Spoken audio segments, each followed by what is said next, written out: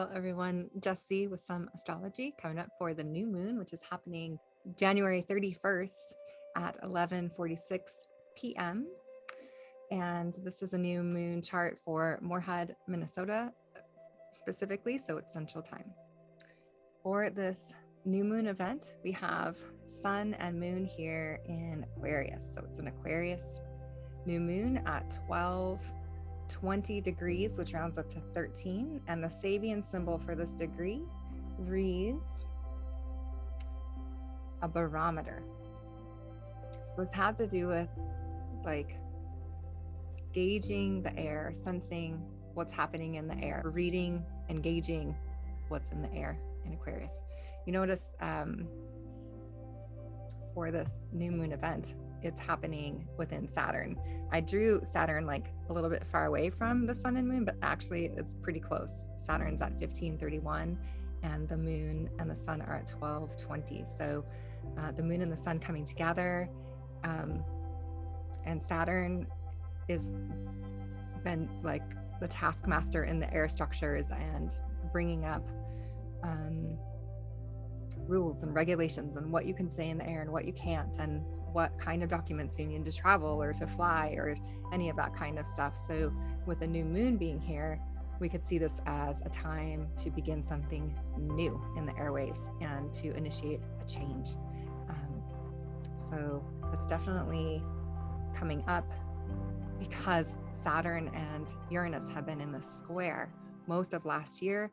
The sun and moon are going to be amplifying the Saturn feature of this square between Saturn, the father, the structures ruling the airwaves, and Uranus, the rebel and the creative genius in Taurus.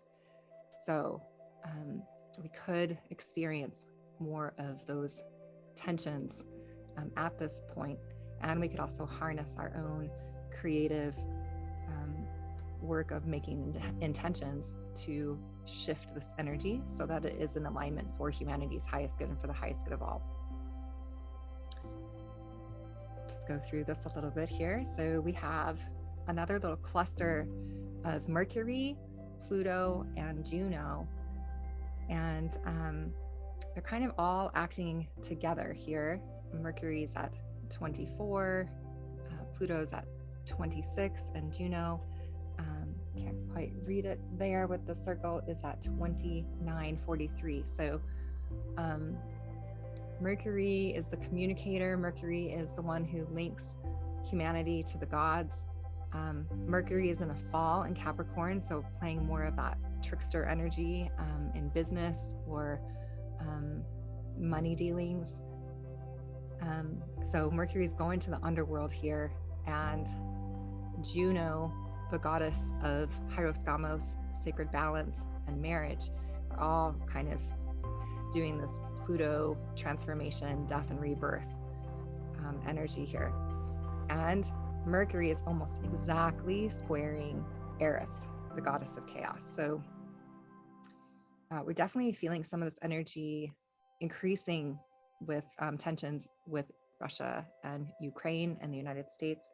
So the next new moon cycle will be really vital to continue to pray for peace. There are definitely structures on Earth that still are undergoing great transformation, especially because February 22 is when the United States is going to have its Pluto return. So we will be revisiting again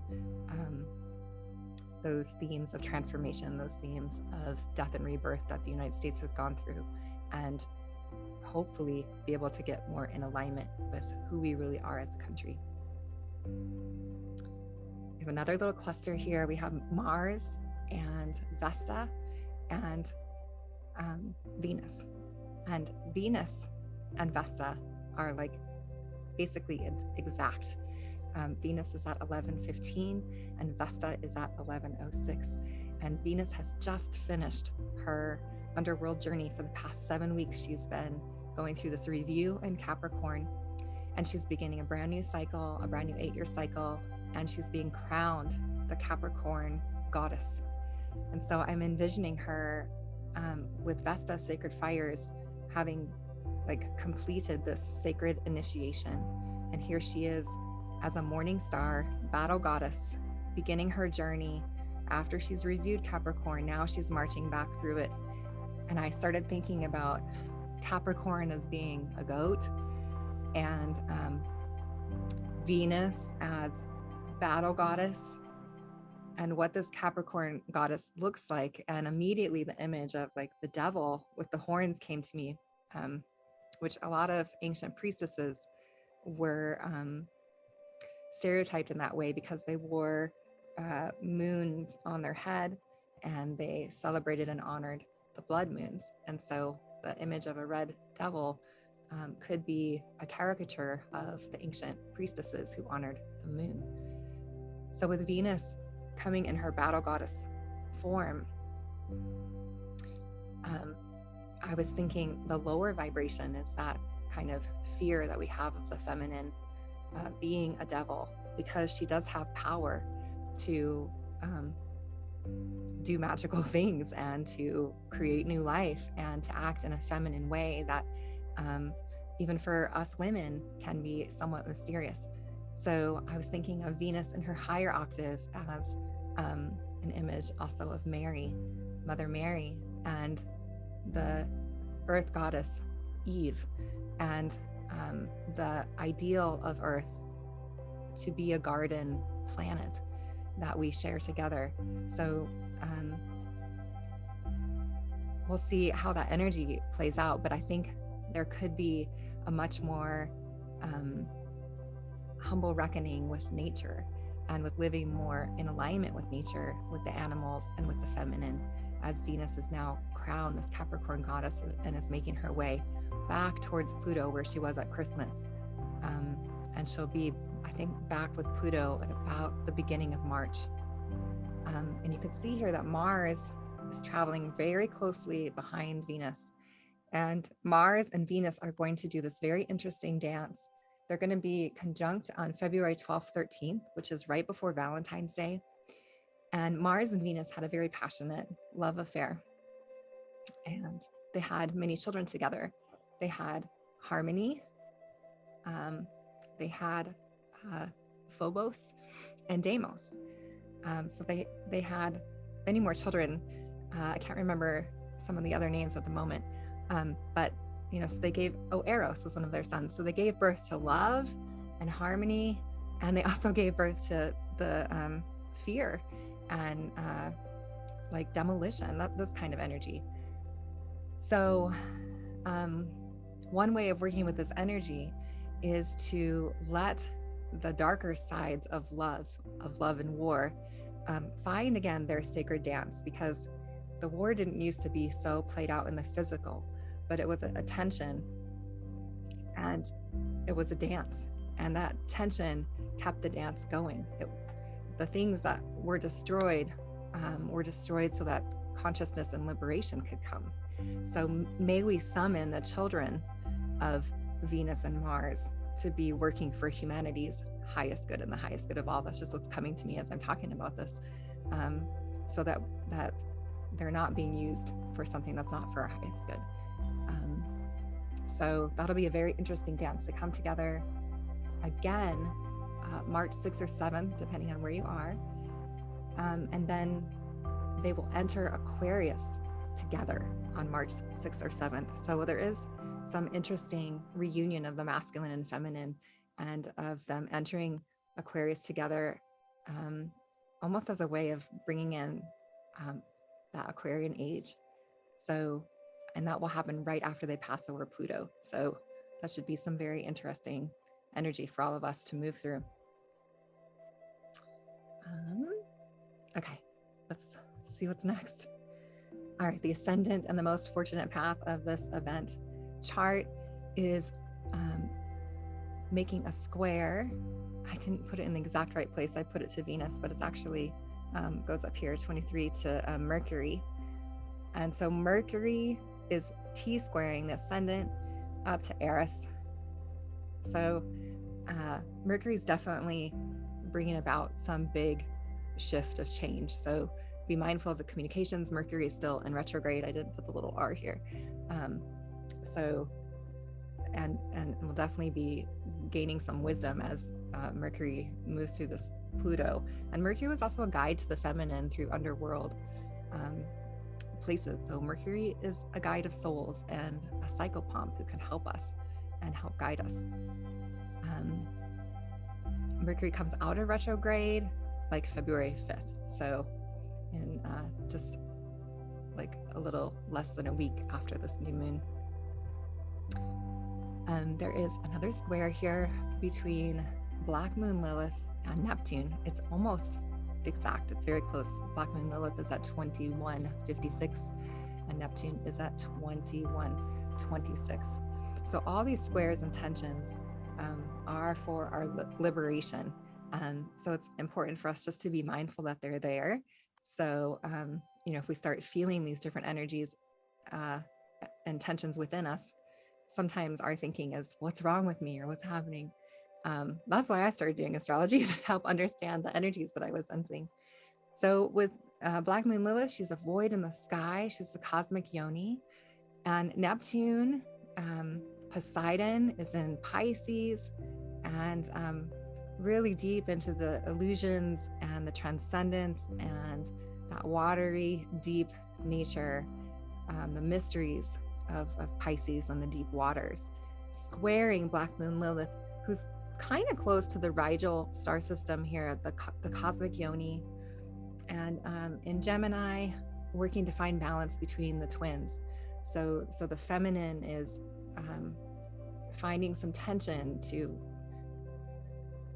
reach that balanced, mirrored state of the twins, while Neptune is like, let's just keep having the mysteries and the illusion and stuff like this. Here's that opposition with the ascendant of this event and the most fortunate path, right opposite Eris, goddess of chaos. So, and that is almost exact as well. The ascendant degree of this event reads a third wing on the left side of a butterfly. So this has to do with feeling a little bit lopsided. The left side is the side that the heart is on. It's the side that's connected to the feminine energies. So maybe being mindful of the way in which that left side, certainly in our Western culture, has been a little bit underdeveloped, and that our emotional feeling side often has been repressed, or so to take notice that if you're feeling a little bit like you're in new waters or new territory, or something's feeling a little bit lopsided, Eris is here to kind of bring our awareness back to that. And Mercury is making that T-square to bring about some shift of energy there. All right, another opposition we have is the MC of the event is where the last full moon was up here at the last degrees of Cancer. It's opposite here, Pluto, Juno, and Mercury. And this is the area right above the sky when this event happens. All right, some trines. This is energy that's going to flow really easily at this new moon time. We have Mars trining Uranus. So with all these like tensions of war looming and themes of like love and war, and the pressure to maybe take it out of the material, playing it out so much in density, back into the energies of it. Mars is in kind of good condition here. When Mars was squaring Jupiter, that's when we had a lot of terrible weather and tornadoes that were very destructive. When Mars is trining Uranus, there's like a lot of new ideas and a lot of energy for creation and creative energy. So that Martian ability to take a stand and to move forward and to really work with the energies on Earth in a new and creative way will be really powerful at this new moon. And if you felt a little like this new year was hard to get moving, we had Venus in retrograde, and then we had Mercury in retrograde. So hopefully in February, I think we'll start to feel like we're definitely able to kind of charge forward with some of our passions and our callings and our visions and the gifts that we have been tending to share in the world at this time. Another trine, which is a beautiful trine. Venus has just gone direct and she is trining Uranus. And this can bring about feelings of love and even that passionate energy of falling in love, that kind of energy that could really come through pretty powerfly here. Another trine is Juno, Hera, the goddess of Hieroskamos, and trining Ceres, the grain mother, Demeter. Now, Demeter, Ceres is here up at the North Node right now.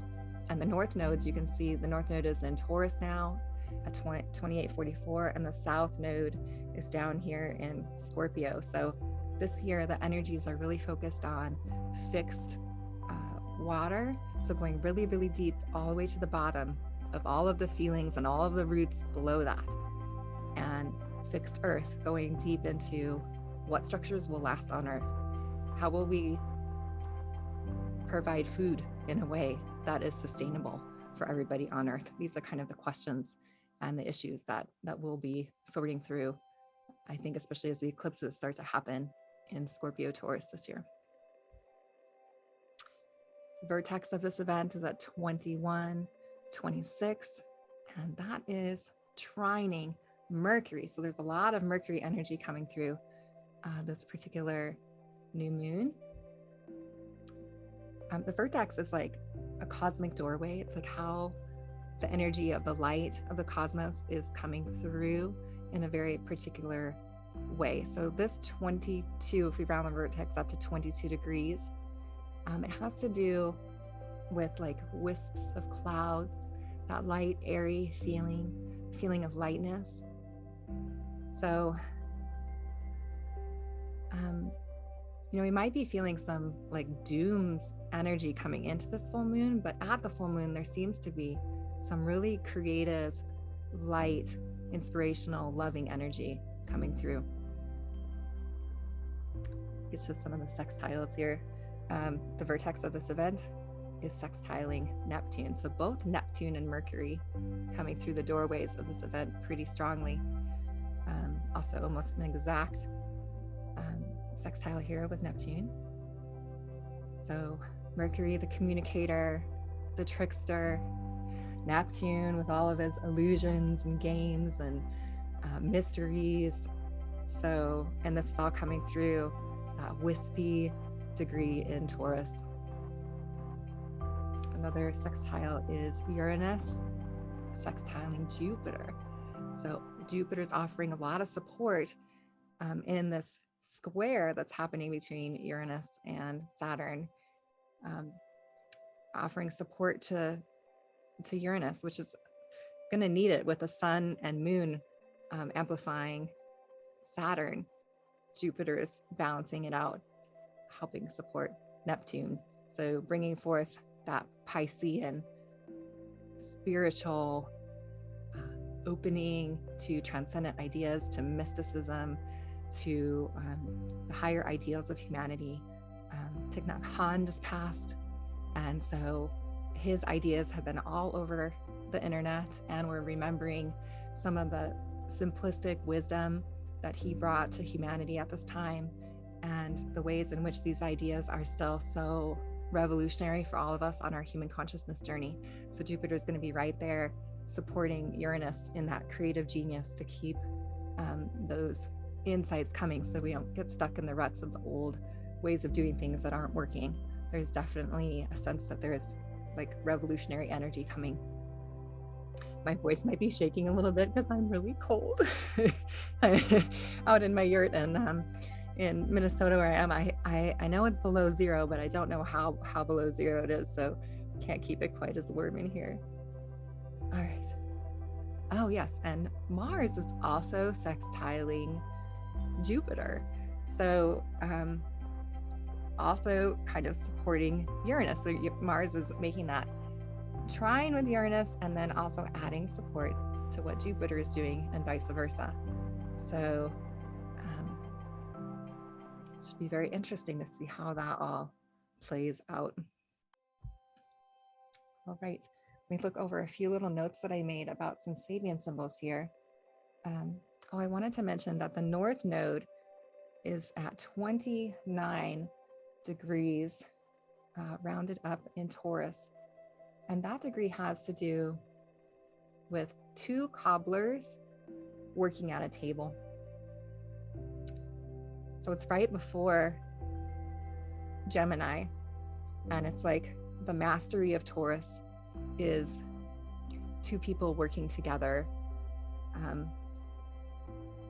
making shoes, something to walk in. And the opposite degree, the South Node down here in Scorpio, is an Indian woman pleading to the chief for the lives of her children. And so the South Node could be something that we know very well. It's a place that we've been. And so we're encouraged to look to the North Node about where we want to get to. And so these nodes are asking us to practically work together, work side by side, making shoes for feet that know how to walk on the earth peacefully.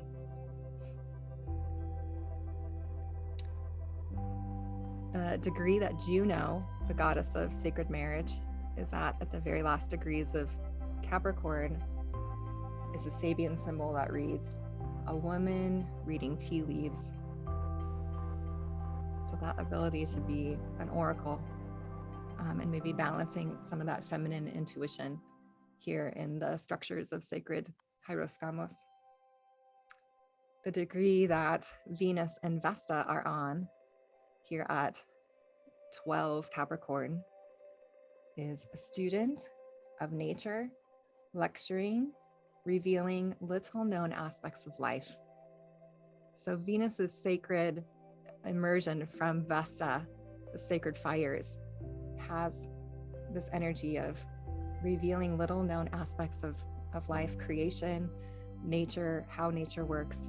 So we could see some more energies of those secret teachings of herbs and things that were held private by shamans or by herbalists coming to offer remedies and help to humanity. Oh, I thought this was interesting. Saturn at 16 Aquarius is at the degree a big businessman at his desk.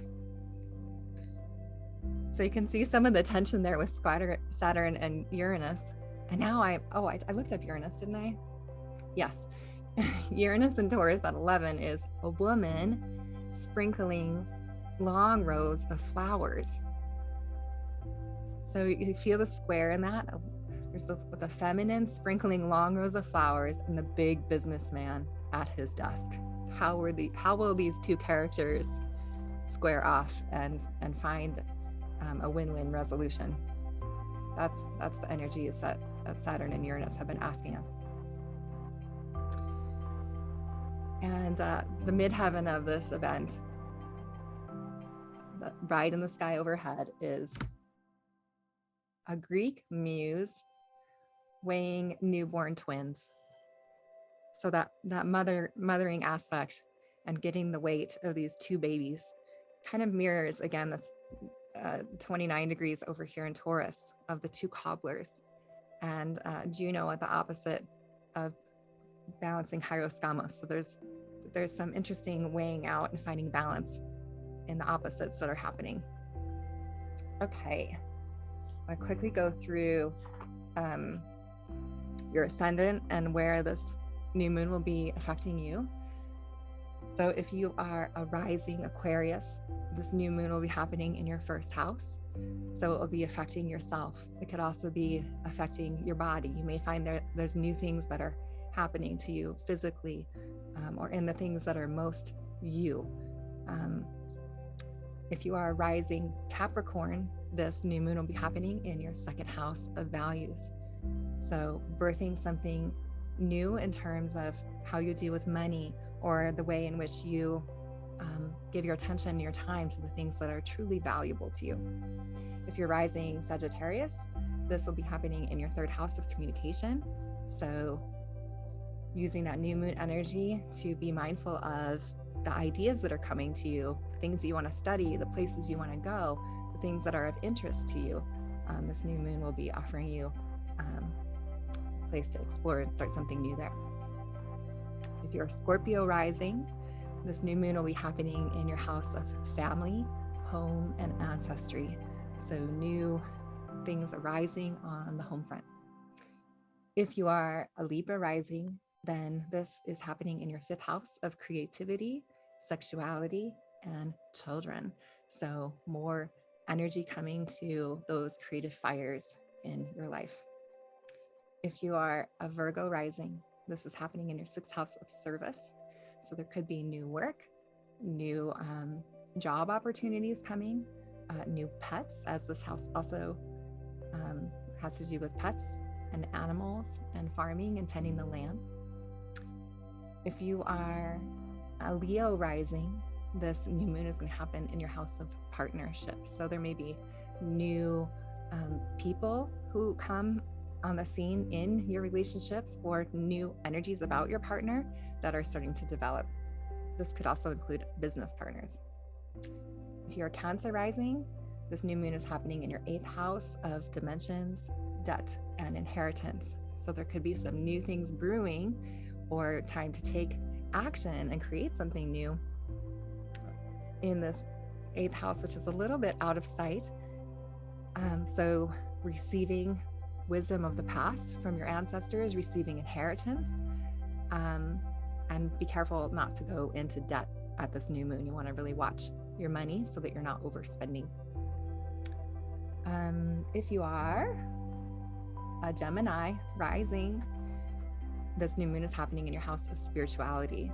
So a wonderful time to really explore some new spiritual ideas, and maybe read some more Thich Nhat Hanh if you're not familiar with his work, or whatever else is inspiring to you and exploring your deeply held beliefs.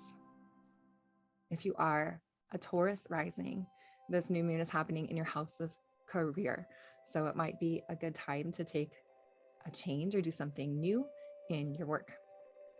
If you are an Aries rising, this is happening in your 11th house of community, global community, and friends. So this new moon may be bringing some shifts and changes into the relationships that you have in the world. And if you are a Pisces rising, this new moon is happening in your psyche.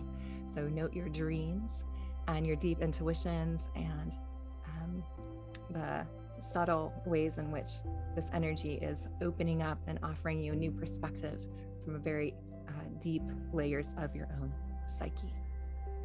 So I brought my cards from one of my favorite decks to pull from today. This is the Wildwood deck. Let's see, I'm just gonna see if I can stop screen sharing. If I do this, okay, there. Then we can see the cards better. All right, so I'm gonna pick 3 cards from this Wildwood deck, and I thought I would do the 3-card pull of, the first card is for our collective situation we're in, a picture of what is our collective present situation. The second card is what is the obstacle, and the third card is what is the solution. 3 cards. This one's falling out. Ooh, this one, and this one. All right. So I always pull cards and I ask for only that which is for our highest good, for the highest good of all, nothing more than that. And our situation presently, collectively, what is it? Oh, the 9 of Vessels. The light is so bright. Let's see if I can't. Like, my screen's bigger, but now it's too bright, so you can't see it. Here he is. There. Hopefully that doesn't fall over. Okay, so we have this man meditating, it seems like, and he's just in bliss. He's in the bliss with all these 9 cups around him. So what a beautiful situation to be in, to be present to the bliss that is, to receive too, as this has to do with generosity. So when we're giving from that place where we have so much. So to remember that if that lack mindset is rising up, to go back within, to meditate, and to remember that we do have a lot of abundance to share. All right. Our challenge or an obstacle. This is Two of Bows. I really wish I could get this closer. So you can see there's two bows on either side, and this figure has on their robe the Kundalini, the passions rising up, interlocking, the opposites kind of finding their balance. This card has to do with that fire element of finding balance in our passions and knowing what our passions are so that we can move ahead with them. So that's our challenge, is, do we know ourselves? Do we know what is fulfilling to us? Do we know what lights us up? So discover that. This new moon would be a great time to find that.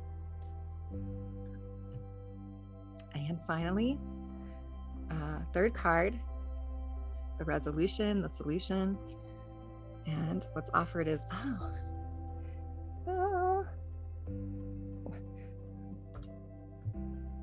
there we go. 10 of Arrows. And this one is a wise man, an older man, helping a younger boy, child, with the arrows. And it has to do with the energy of hitting the mark. And so learning to hit the mark. Having the humility to be taught by our elders. And being taught to by our spiritual elders. How do we use that fiery, passionate energy that we have to really hit the center? And what is that mark that we're trying to hit? So 1, 2.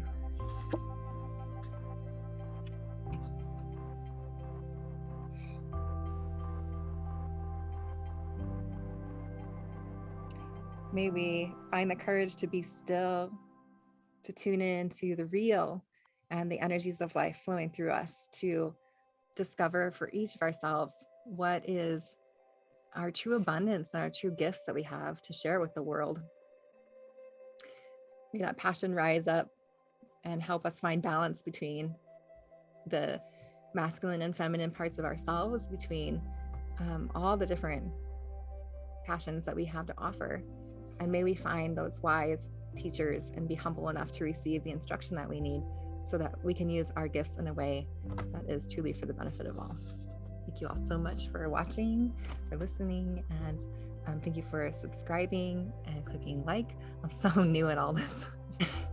Thank you so much for watching. And if you want a private session, I'm happy to draw up your chart. Just contact me at my website below. Thank you so much. Many blessings.